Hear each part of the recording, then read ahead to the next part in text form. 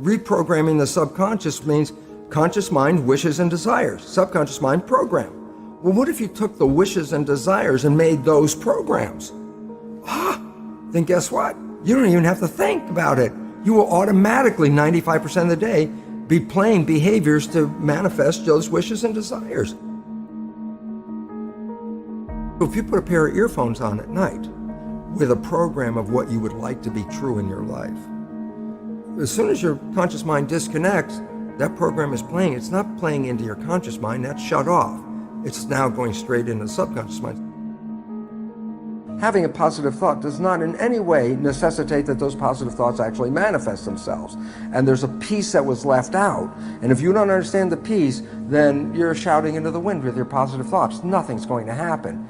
And the fact is this, when you're having positive thoughts, you're using your mind.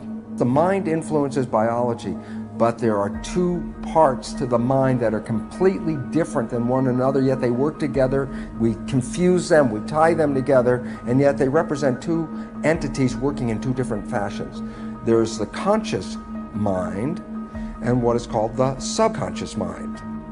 Now, here's what it's very important, people have to know this, okay, and here's what it is. The conscious mind is our creative mind that is connected to our personal identity and our spiritual selves. That makes us all unique. Each of us has our own personal conscious mind.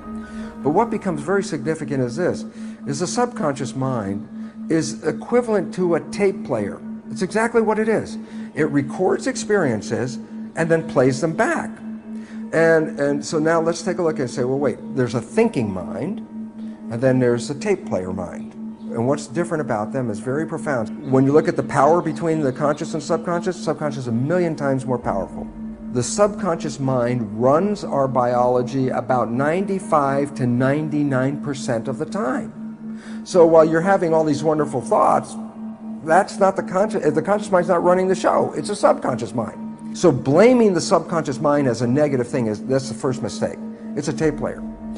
The programs that we got, that's the source of the problems that most of us face.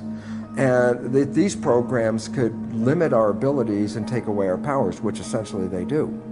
Now, the relevance about positive thinking is this.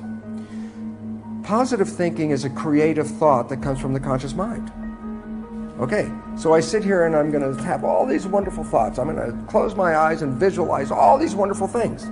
Now stop and go back to the mechanical character of it. A, I'm having these thoughts with a little tiny processor called the conscious mind, and I'm competing with the programs that are in the subconscious mind. So if I have a thought for being healthy or being in a good relationship, and I'm doing positive thinking, and at the same time, I have acquired programs in my development that said, you're not as healthy as you think you are, and you're not that good a person to have those kind of relationships.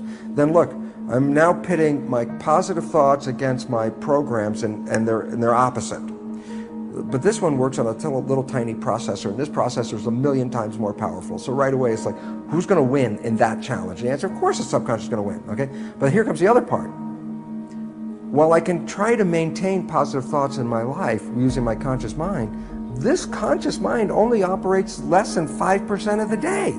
That says 95% or more of the day, I'm operating from the other belief system. The point is, do the math.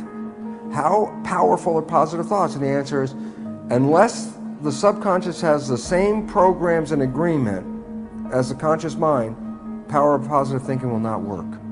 It will not work because you're competing against a much more powerful processor. So the idea is, when life doesn't work, when you don't find that relationship that your positive thinking was looking for, when you don't get that health that you were looking for because your positive thinking was asking for it, we have a tendency, therefore, to blame the outside world because, as far as I know, my intention was for all these wonderful things.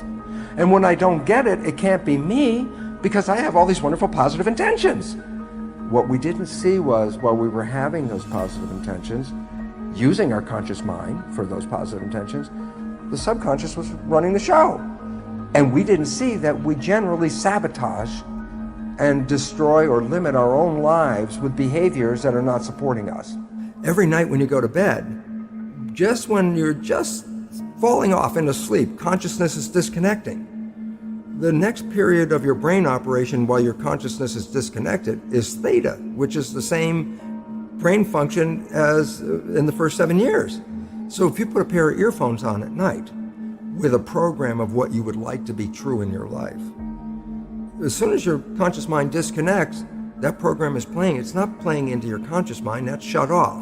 It's now going straight into the subconscious mind. So it's called auto-hypnosis. You don't need to go see a hypnotherapist. You just have to pick out what program would you like to have that you don't have, and they sell these programs at all kinds of places. Okay. So reprogramming the subconscious with wishes and desires means you don't even have to think about it. You will be successful because 95% of the day, your program automatically will be seeking your wishes.